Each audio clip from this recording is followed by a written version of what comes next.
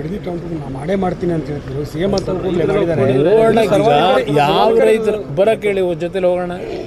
ಅಲ್ಲ ಒಂದು ನಿಮಿಷ ಮುಖ್ಯಮಂತ್ರಿಗಳಿಗೆ ಆಹ್ವಾನ ಕೊಡೋಣಂತೆ, ಹೋಗೋಣಂತಲ್ಲಿ ಜನಗಳ ಹಳ್ಳಿಗಳಿಗೆ ಹೋಗೋಣ. 8 ಹಳ್ಳಿ ಇವ್ರು ಮಾಡಿದಾರಲ್ಲ, ಹೋಗೋಣಂತೆ ಹಳ್ಳಿಗಳಿಗೆ.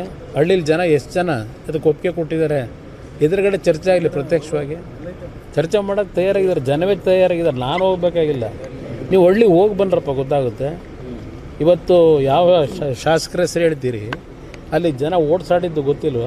ಅಲ್ಲಿ ಹೋದಾಗ ಅಲ್ಲಿಂದ ಅವ್ರಿಗೆ ಓಡಿಸ್ಕೊಂಡು ಹೋದಂಥದ್ದು ಪ್ರಕರಣ ನಡೀತಲ್ಲ, ಶಾಸಕರನ್ನ ಕದ್ದು ಹೋದ್ರಲ್ಲ, ಅವರಿಗೆ ಎಲ್ಲ ನಡೆದಿರತಕ್ಕಂಥ ಒಂದು ಘಟನೆಗಳಲ್ಲಿ. ಅದರಿಂದ ಇಲ್ಲಿ ಪ್ರಶ್ನೆ ಸರ್ಕಾರ ನಿಜಕ್ಕೂ ಆ ಕಾರ್ಯಕ್ರಮ ಅನುಷ್ಠಾನಕ್ಕೆ ತರಬೇಕು ಅಂತ. ಈಗ ಚನ್ನರಾಯಪಟ್ಟಣ ಇಲ್ಲಿ ನಮ್ಮ ದೇವನಹಳ್ಳಿ ಹೋಬಳಿನಲ್ಲಿ ಒಂದು 2-3 ವರ್ಷ ನಡೆಸಿದ್ರು, ಈಗ ಅದನ್ನು ಕ್ಯಾನ್ಸಲ್ ಮಾಡ್ಕೊಂಡ್ರು.